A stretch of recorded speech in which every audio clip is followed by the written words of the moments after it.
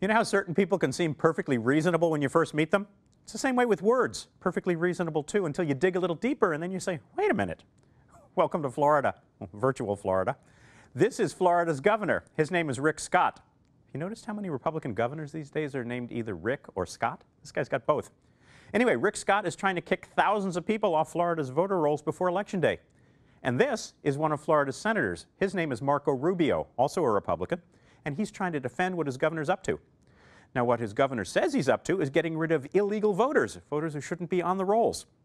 What lots of other people think he's up to, what lots of Republican governors are up to this year, is making it harder for the kind of people who tend to vote for Democrats, students, poor people, racial and ethnic minorities, to actually vote. In Florida, meanwhile, election officials from both parties say that Rick Scott's voter purge lists are chock full of errors. Perfectly eligible voters would be knocked out too. So then the question is, how do you balance things? How do you justify going after illegal voters but purging legal voters?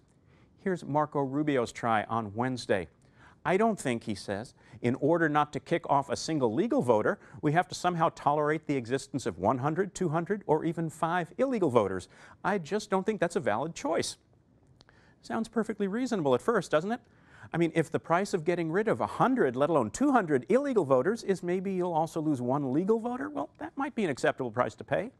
But then he slips in, or even 5 illegal voters. Now, that's a much closer call, don't you think? But it gets worse, because what if the balance actually goes the other way? What if in trying to get even 1 illegal voter off the rolls, you wind up knocking out 5 legal voters? Not so good, right?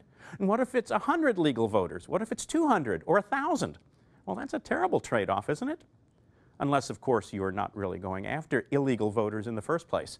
Unless that's just your cover story.